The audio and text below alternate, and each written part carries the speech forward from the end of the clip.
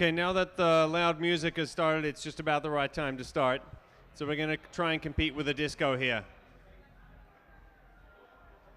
Okay, so my name's Andres Berzinch. I represent TechHub.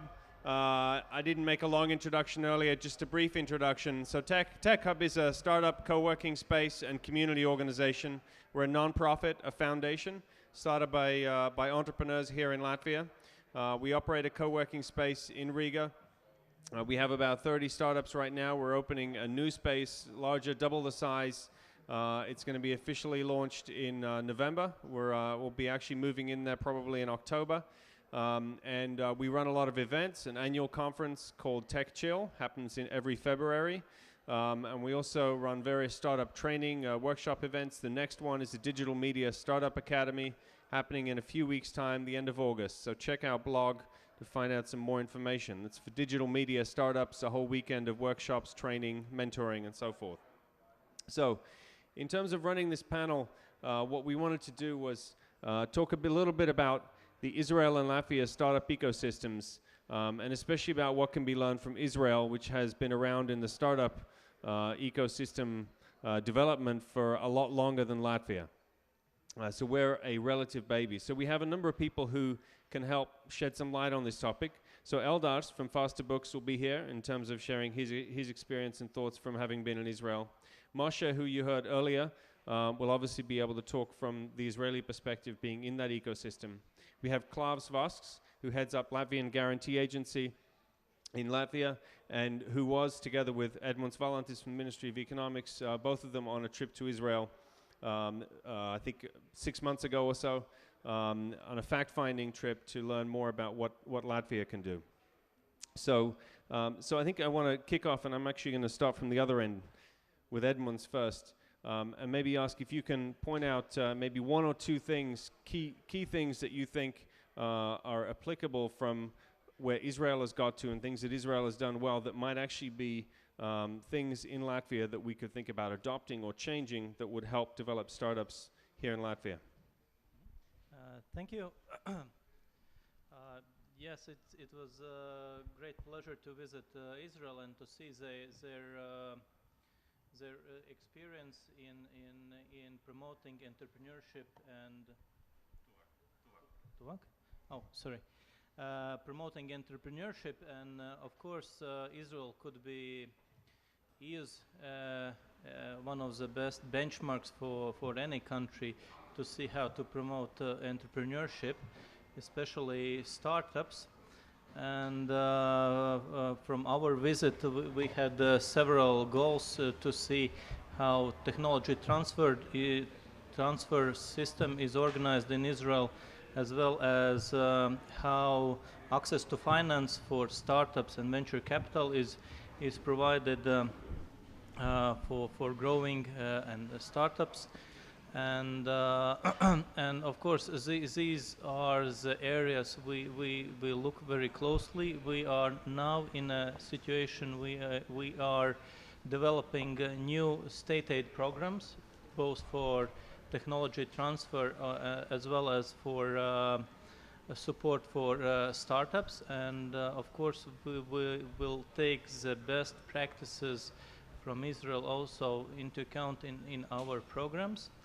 And these now we reconsider, and this is also very important for startups, technology transfer, how to promote better cooperation between industry and startups and education system, research centers. This is very important. Edmund, fake tuvāk. Vēl tuvāk. Sorry. Yeah,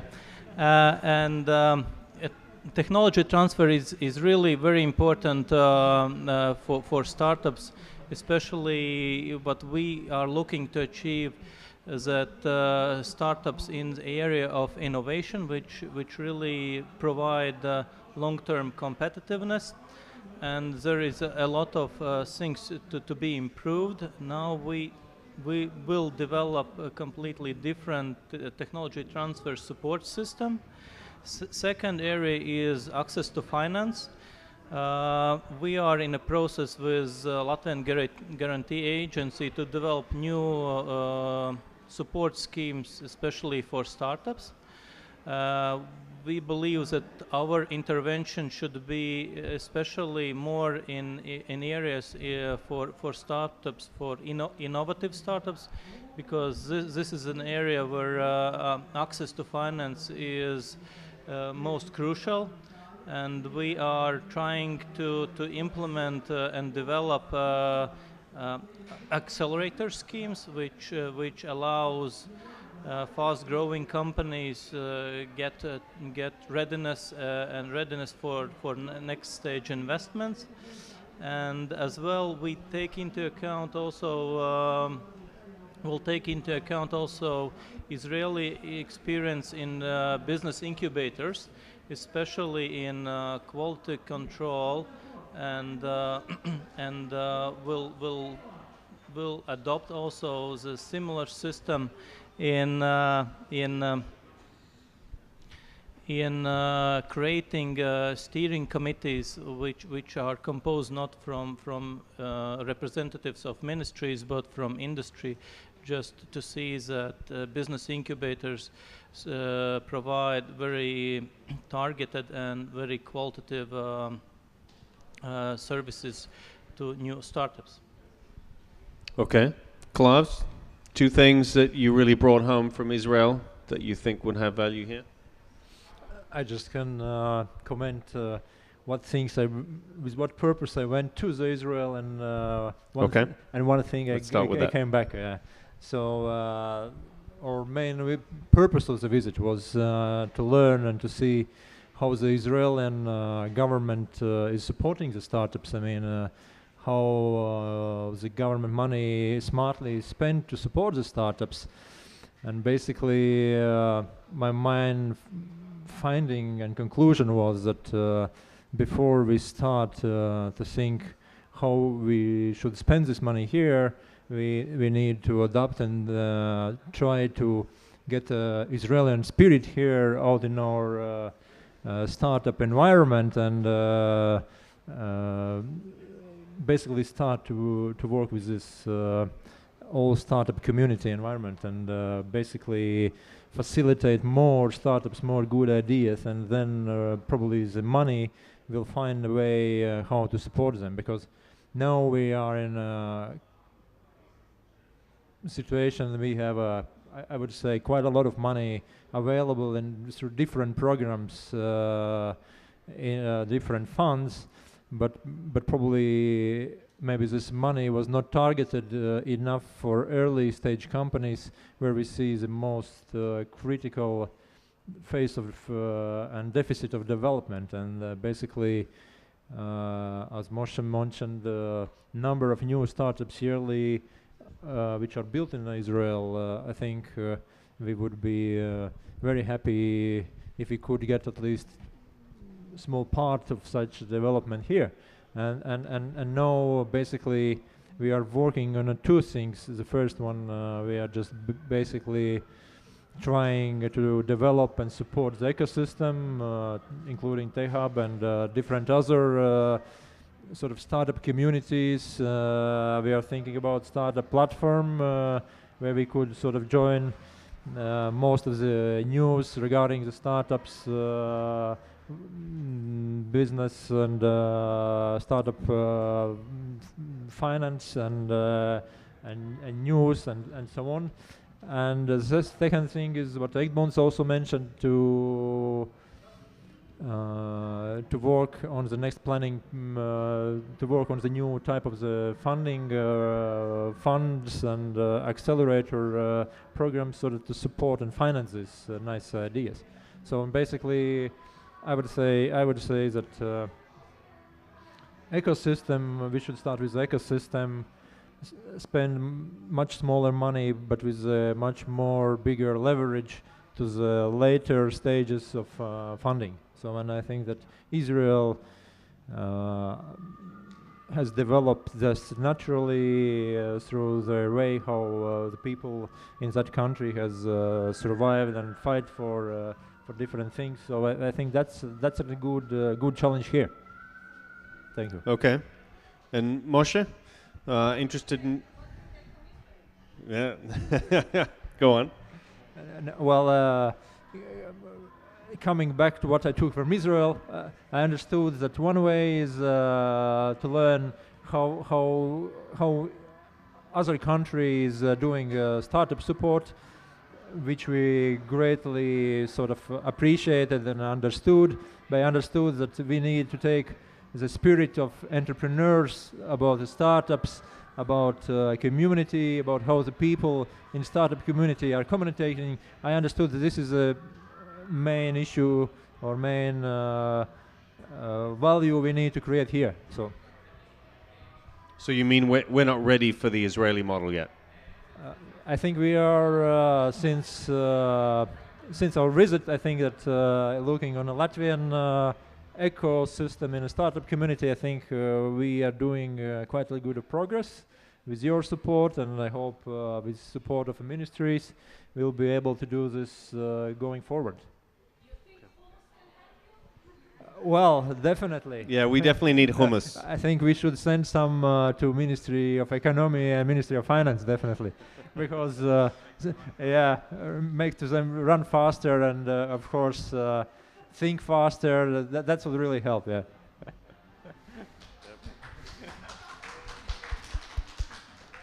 So Moshe, obviously you've spent a lot more time in Israel than in Latvia, but in general, sort of the things that you see that Israel does well that you think actually are lessons that other startup ecosystems could learn from?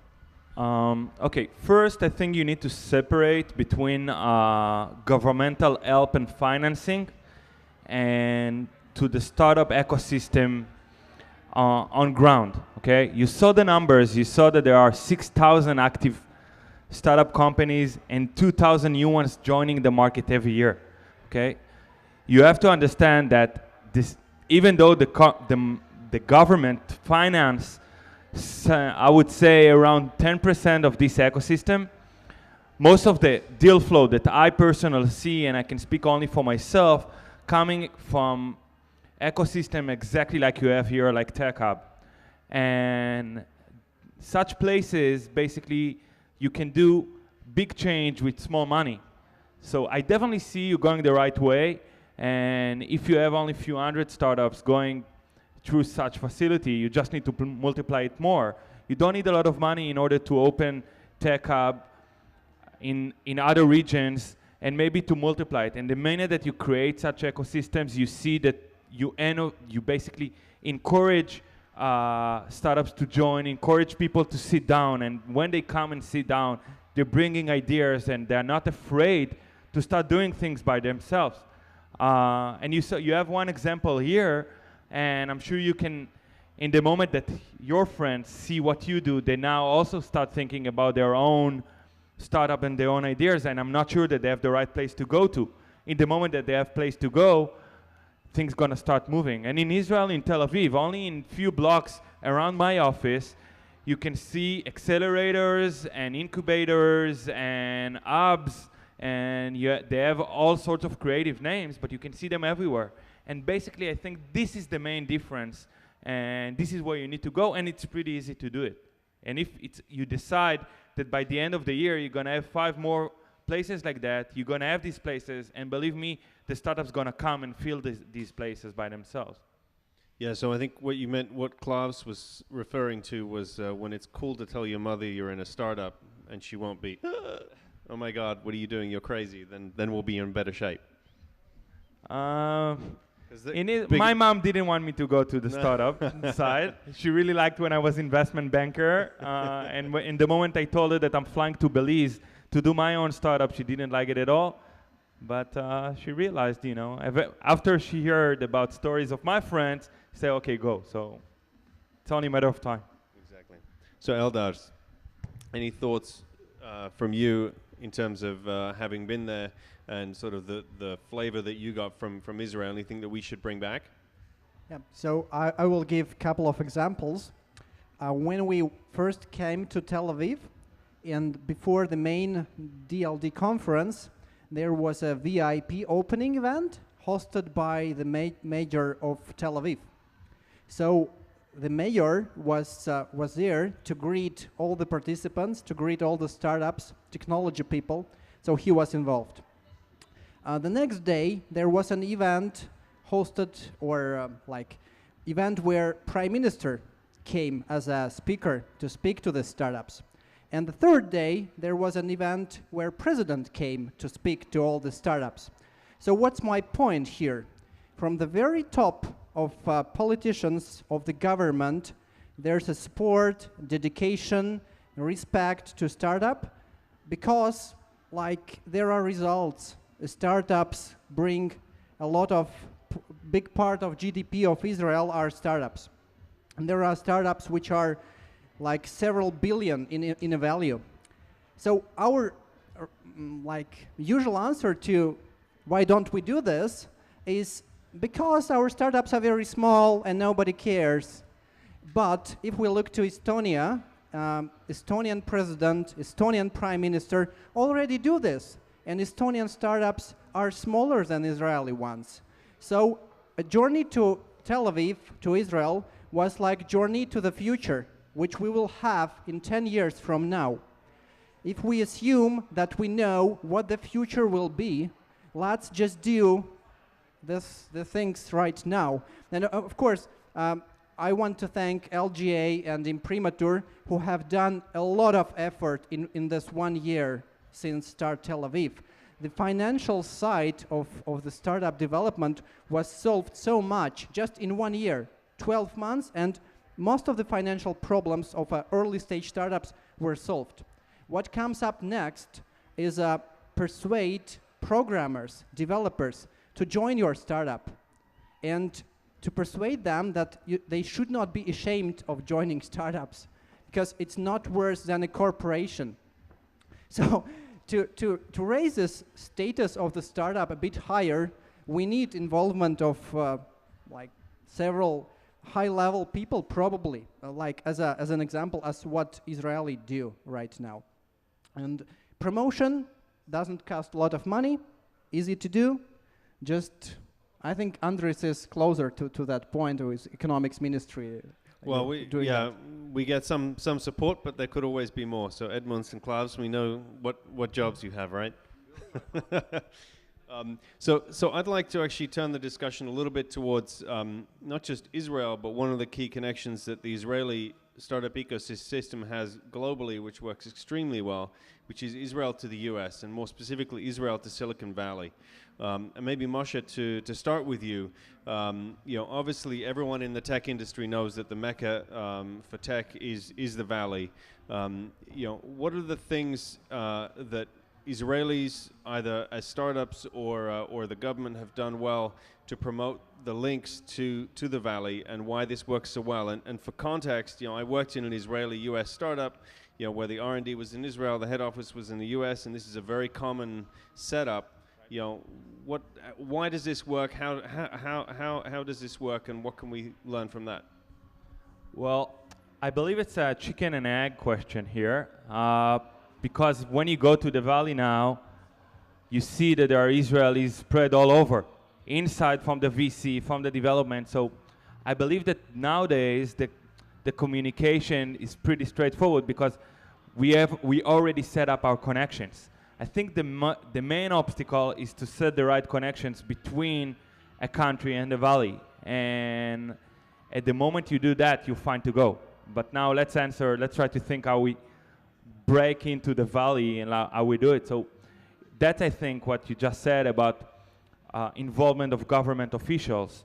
And I personally, for example, with our VC, when we needed a support and a connection to a certain corporation in the US, one of the prime minister personal assistant actually helped me personally to go there. Okay, few phone calls. That's Israel culture. You can get everywhere, but basically the support of the prime minister, as he said, helped me to get forward with certain deals.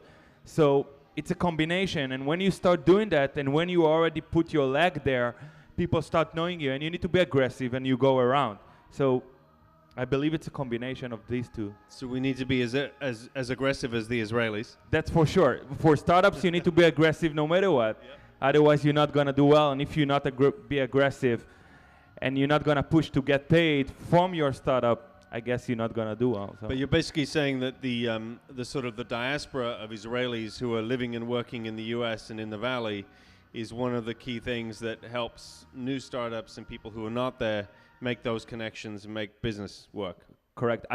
To tell you the truth, I don't know what's the spread of Latvians in the U.S. It's a lot less than Israelis. Okay, so here you go. But try to find, maybe there are other places where you can start with them. And there are some, and they're growing. Okay, so there are, for example, I can tell you about an Israeli VC that called Upwest Lab, which Israeli VC, owned and financed by Israelis, which is basically, they decided one day, it was not long time ago, a year ago, they decided that they're moving to the Valley, and they bring Israeli startups to the Valley for certain rounds. Okay, so for example, let's say TechHub decides that you want to go to Valley, just set up an office there, you bring certain round of startup for 3-4 months, and you start getting them meet some of the other local companies, and that's how it started. It started a year ago, and already more than 100 startups passed through these channels of Upwest Labs, and I think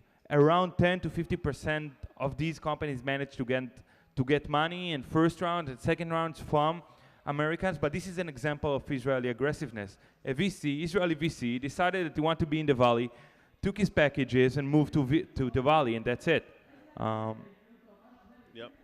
So, Klavs or Edmunds, any thoughts on relations with the Valley and how we can copy some of that Israeli success? I just had a great idea listening to Moshe that we could invite Andris to become ambassador of Latvian startups in Silicon Valley, because I basically believe that since you established some footprint in that place, so you just could you just need some people to go hang around and try to choose. Yeah, I think that's good. We can discuss this deal later. Yeah. No, but the ambassador always gets to ask a question. Please. I hope I didn't miss the information, but this is for Edmunds from the Ministry of Economics. Maybe you can tell us, I'm very practical, you know me already, how much money the government of Latvia give for pre-seed startups? How much money? How millions of euros?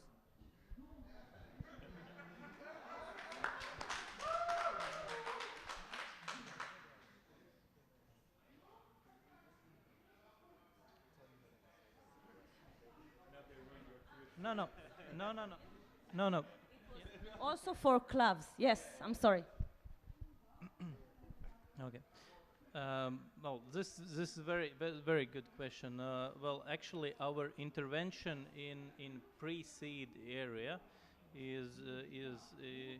was introduced by selecting in premature, and we have been more aggressive or allowing more risk taking on part of in premature, and now we have allocated additional 2 million euros, and for example, for next planning period, the funding for venture capital is estimated at 45 million euros, and mostly we would like to focus on early stage investments and also for pre-seeds. Additionally to that, we also have two other programs for startups. One is for business incubators, and for this would not be, unfortunately, the Israeli way of business incubators, but still will refocus this support, and we would be much more result oriented. We would require much more preparedness from startups to enter the business incubator program, and additionally we would provide assistance for pre-incubation just to prepare business plans. Additionally, for startups also there is a startup loan program, but it's more for lifestyle businesses. It's not for fast growing companies. So we would have a rather large amount of funding for startups for next planning period. I will just add about precise numbers. What Ambassador was asking. Actually, this week we get additional allocation of funding by which will cover pre-seed funding by end of 2015, and that's in areas what Edmunds mentioned, the additional 2 million to existing 2.5. So basically, this goes for a pre-seed program where 50,000 euros. In a kind of soft loan program are allocated, and also money through existing venture capital funds, especially for early stage, is still available in amount about 25 million euro. So basically, the money is not so much issue. The good ideas is larger issue, at my opinion, than money at this stage. Okay. Yeah, sure. If you hang on one second. So Eldar, just your thoughts as well. What connections to the valley? So I don't know if you've been to the valley yet. Yeah, you have, right? Yeah, you went with the startup sauna trip, yes, right? Yes. Yeah. So you've been there. So from a startup's perspective, is there anything we could do differently to get those connections better? Anything we could learn from the Israelis that do it so well? Yeah, so when we came to the valley the first time, we did not know where to go. So our first idea was to contact a person that we know from Valmiera incubator, Sanita, who is called Miss Latvia in the valley. And I've contacted her, and she told me to which co-workings and startup houses to go. So I agree to previous comments that it's all about people. If you know somebody there, they can connect you to more people. So if we could have possibly our own representation in the valley, a place where to go when you just come, when you are a newbie, it could really help. Yeah. So if you know someone, that's a start. Then you can be introduced to more people and more, and you can stay there for a longer time. So, totally agree. It could help. Someone with a big apartment then. Someone, yeah, because a lot of things happen in the startup houses when like 10 people or more are living in one place, hacking some stuff and going to events. It's like co-living. All right, so I think we have some time for a few questions. There's one question already in line. Yeah, hi. My name is Zvika Rubinchik, or Gregory Rubinchik, for those who know me locally. And I just visited your ministry this morning, changed my clothes and came here. I work for KPMG Energy and Utilities, mainly financial advisory, but also recently we were hired by the European Commission directly. And I absolutely agree with Mr. Valandis? Yeah? I'm sorry, I cannot see from here. And Mr. Vass, the issue is not exactly money, Mrs. Ambassador. The money is available. The funding conditions, and I can do a whole lecture here, in Europe are better than in Israel right now, actually, for pre-seed, for seed. The money is cheaper. The problem is more on the quality and pipeline of ideas. And my question is, how the funding, the instruments that you described here, how do they help, or how are they being used or thought of being used inside universities, inside incubators, to support the creation of ideas and to teach people who are in the industry, in the startup industry, to value or evaluate the projects correctly? This is also a point I see which is missing.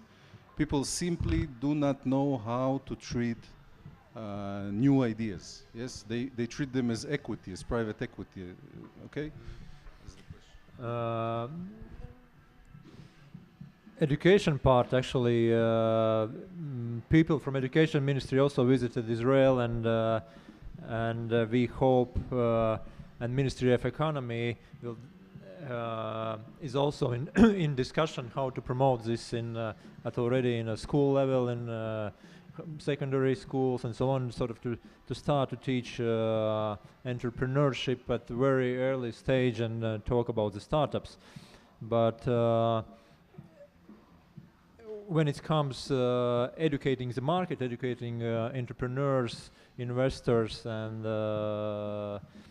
sort of other parts of the ecosystem. So actually, within the last few months, we have signed cooperation agreements with the major non-profit organizations, which sort of cover business angels and VCs, and we are also planning the support for similar to the trade and chamber agencies, especially to deal with an education of investors itself and entrepreneurs, sort of to teach them what it is about having a partner, having a business model which is understandable to the people who are in this industry, how the valuations are done, and so on. So basically, we try to spend the money through the organizations which sort of involve or keep together different interest groups and actually assign a KPIs to them, how much they should sort of public doing public events or conferences in order sort of to qualify or to get that support. So and basically we are just in a beginning, but I think that's way how to do it, because I mean I don't believe it was a huge PR campaigns and different public activities. I think we just need to focus on where all these people are meeting and spend that money and give that knowledge to the experts and give that expertise in the place where these people are meeting. Okay. Any other questions from the audience besides the ambassador? Yes. No? No. Yeah. Oh, you have some more. I just would like to elaborate a little bit more on quality of pipeline, and what we see there is additional potential for additional qualitative projects is unused potential from our research centers and universities. And therefore, we will look forward really to improve efficiency of technology transfer, just to change the mindset also of universities, that there is a great potential for ideas, but they develop just to move forward and to commercialize it. And our task is to create environment where it happens more successfully as it is right now. Additionally, what we see is that, and what's also very widely used by Israel, is that it's very, very important to organize events like in Tel Aviv, that to invite ideas from abroad. So we have good connections with still post-Soviet Union area and from scientists, and already there are market players who utilize this knowledge to attract new ideas here, to develop them here in Latvia.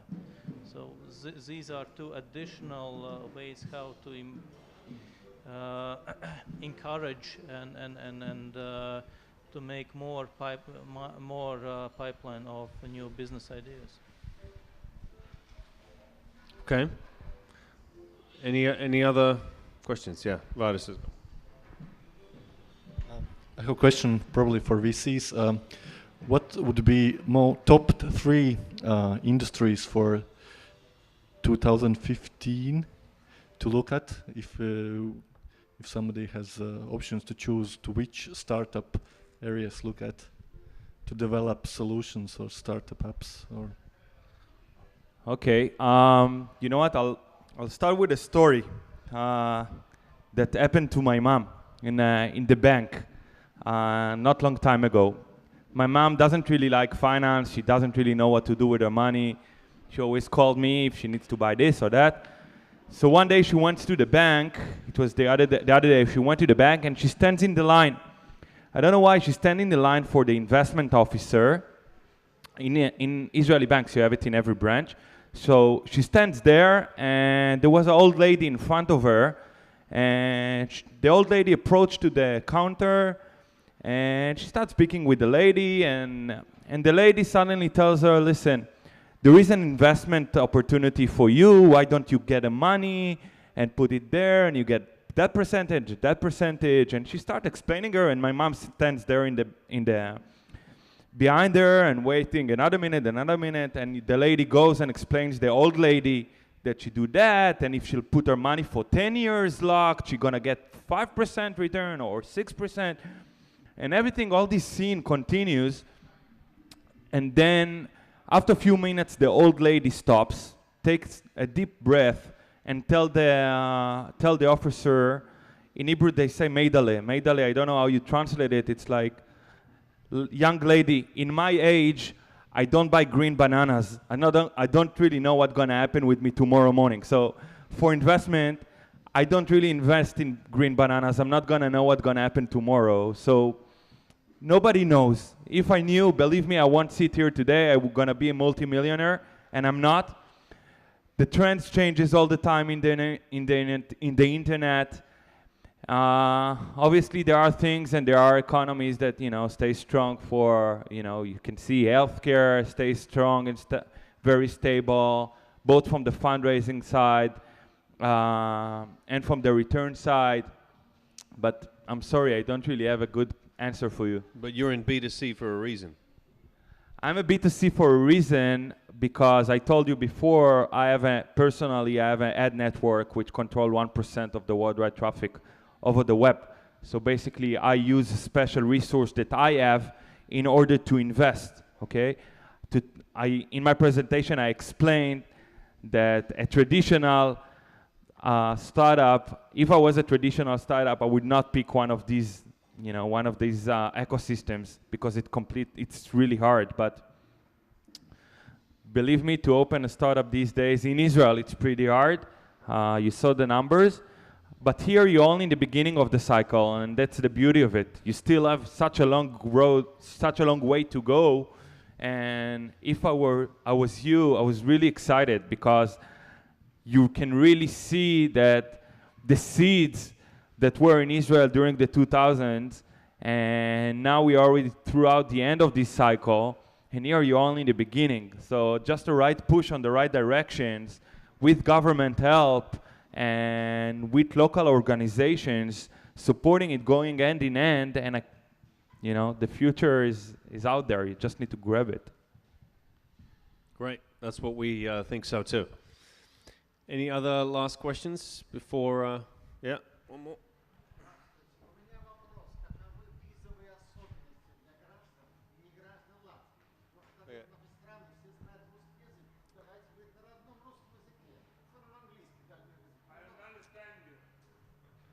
Jā, mums te pasākums notiek angliski, tāpēc, ka te ir viesi, kur neprot latviski vai krieviski.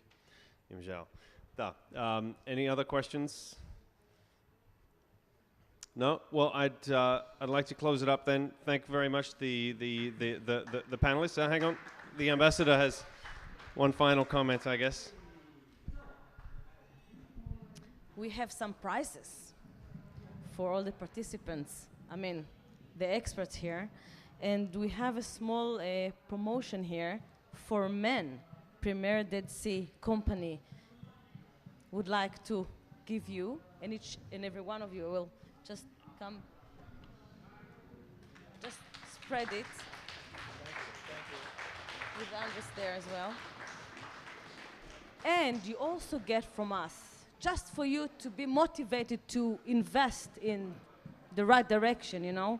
So you have this Tel Aviv beach promotion and also something nice to drink coffee or tea or water. Just thank you so much. And actually, I want to thank the ambassador for her help and for her support and for doing this amazing event. This is definitely the Israeli spirit, and we wish you good luck. Thank you.